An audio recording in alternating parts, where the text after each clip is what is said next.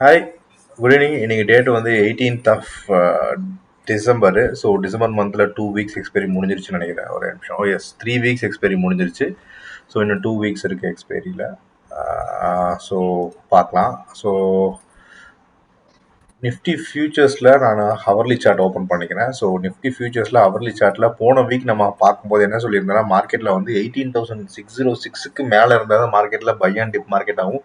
So 472 கீழே நான் வந்து ஒரு செல் அண்ட் ரைஸ் மார்க்கெட் மாதிரி நான் சொல்லியிருந்தேன். ஸோ இதுக்கு நடுவில் ஒரு கன்சால்டேஷனாக இருக்கும் அப்படின்னு எதிர்பார்த்துருந்தேன். ஸோ பார்த்தா ஆக்சுவலாக வந்து மார்க்கெட் பார்த்தீங்கன்னா ஆல்மோஸ்ட் 18,606க்கு பெருசாக வாய்ப்பே கொடுக்கல. ஸோ இருங்க, டெய்லி கேண்டலில் போடுறேன். ஸோ டெய்லி கேண்டலில் ஸோ இந்த வீக் ஸ்டார்டிங் டேட் வந்து 12th. ஸோ ஆல்மோஸ்ட் 12னா இங்கே ஓகே. இந்த கேண்டில் ஸோ 18,606 கீழே ஒரே ஒரு நாள் தான் இருந்துச்சு. ஒரு கேப் அப் ஆச்சு, பட் அதுவும் செல் ஆஃப் ஆகிடுச்சு. அதுக்கப்புறம் 606க்கு ஒரு நல்ல ஃபால், 472 கீழே மார்க்கெட் க்ளோஸ் கொடுத்துச்சு. அது வந்து ஒரு செல்லர்ஸோட என்ட்ரி. அதுக்கப்புறம் நான் மார்க்கெட்டில் இந்த இடத்துல ஒரு செல் அண்ட் ரைஸ் மார்க்கெட் மாதிரி தான் இருந்துச்சு. ஸோ இந்த கேண்டில் உங்களுக்கு தெளிவாக தெரிஞ்சிருக்கும்.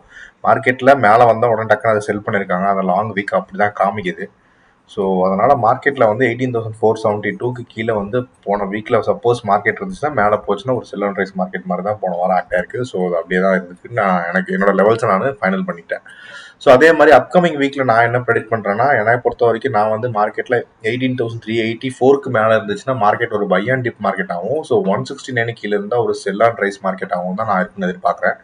சப்போஸ் இந்த ஸ்ட்ராட்டஜி வந்து நான் எதுக்காக சொல்கிறேன்னா, சப்போஸ் நீங்கள் வேறு ஏதாவது ஸ்ட்ராட்டஜியை ஃபாலோ பண்ணுறீங்க அப்படின்னா மார்க்கெட்டோட மூவ்மெண்ட்ஸை அண்டர்ஸ்டாண்ட் பண்ணுறதுக்கு புரிஞ்சுக்கிறதுக்கு அதை பொறுத்து நீங்கள் உங்கள் டிசிஷன் எடுக்கிறதுக்காக தான் அதை நான் அப்படி சொல்கிறேன்.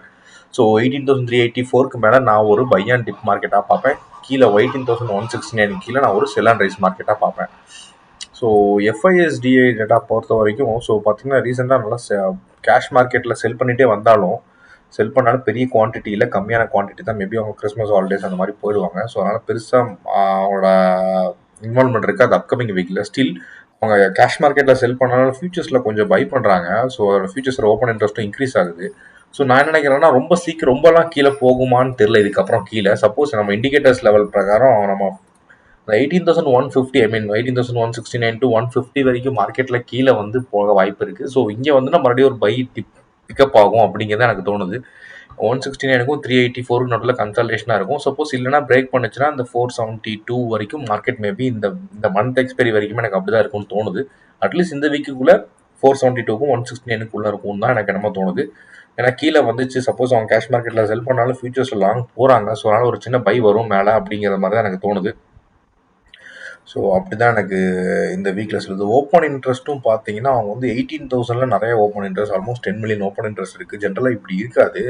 இந்த ஓகே ஒரு 10 மில்லியன்லாம் வந்து இந்த வீக்கெண்ட்லலாம் அப்படி கேரி ஃபார்வர்ட் பண்ண மாட்டாங்க. பட் ஸ்டில் புட்ஸில் 10 மில்லியன் கான்ட்ராக்ட்ஸும், ஸோ 18,400லேயே 9 மில்லியன் கான்ட்ராக்ட்ஸ் இருக்குது. ஸோ அதே மாதிரி 18,500, ஸோ ஆல்மோஸ்ட் 18,500லேயும் 18,000க்குள்ளே தான் மார்க்கெட் வந்து இந்த இந்த மந்த் எக்ஸ்பைரி வரைக்குமே இருக்க மாதிரி தான் அவங்க கணிச்சிருக்காங்க.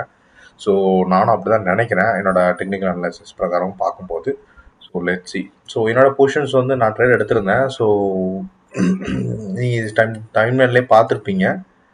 ஸோ பார்க்கலாம் இந்த வீக்கு இது வரைக்கும். ஓகே, ஸோ ஆல்மோஸ்ட் வந்து 9,470 rupees வந்து ப்ராஃபிட் பண்ணியிருக்கேன். ஸோ இந்த வீக்கில் ஸோ இந்த மந்தில் ஓவராலாக பார்க்கும்போது அதான் 9,490 rupees தான். லாஸ்ட் 2 வீக்ஸை பெருசாக ஒன்றும் பர்ஃபார்ம் பண்ணல. ப்ராஃபிட்டும் இல்லை, லாஸும் இல்லை, அந்த மாதிரி தான் க்ளோஸ் பண்ணேன். ஸோ ஆல்மோஸ்ட் ஒரு 9,500 rupees தான் இருக்கேன்.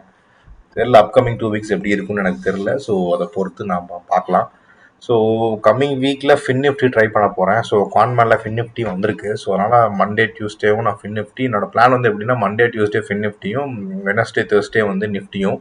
ஸோ மேக்ஸிமம் ப்ராஃபிட்டபிலிட்டி நிறையா ப்ராஃபிட் வந்து நிஃப்டியில் வந்து வெனஸ்டே தேர்ஸ்டே தான் வருது. ஸோ அதனால் வெனஸ்டே தேர்ஸ்டே குவான்ட்மேனில் நிஃப்டியில் ட்ரேட் பண்ணுறதாகவும், Monday Tuesday Fin Nifty trade பண்ணுறதா இருக்கும். ஸோ ஃபின் நிஃப்டி நான் இது வரைக்கும் நான் லைவே எதுவும் போகல. இதான் ஃபஸ்ட் டைம் லைவ் போகிறேன். அதுவும் கம்மியான குவான்டிட்டி தான் போகிறேன். மண்டே டியூஸ்டே ப்ராக்டிஸ் பண்ணலான்னு தான் இருக்கேன்.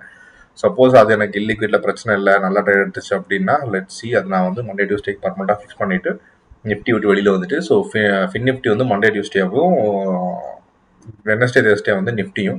ஸோ ஃப்ரைடேக்கு அப்போயும் நிஃப்டி தான் ஃபாலோ பண்ணிருக்கேன். பட் ஸ்டில் சப்போஸ் ஃப்ரைடே வந்து ஒரு நல்ல ப்ராஃபிட்டபிள் டேவா இல்லை அப்படிங்கிற பட்சத்தில் கண்டினியூஸாக பேக் டெஸ்ட்லேயும் பெருசாக வேல்யூ நிறையா ப்ராஃபிட் வர மாதிரி இல்லை. அதனால மேபி அன்றைக்கி மட்டும் வால்யூம்ஸ் கம்மி பண்ணிப்பேன். ஸோ கம்மி வந்தால் கம்மியான ப்ராஃபிட் வரட்டும், லாஸ் ஆனாலும் கம்மியான லாஸ் ஆகட்டும் அப்படிங்கிற பிளானில் அதை நான் இருக்கேன்.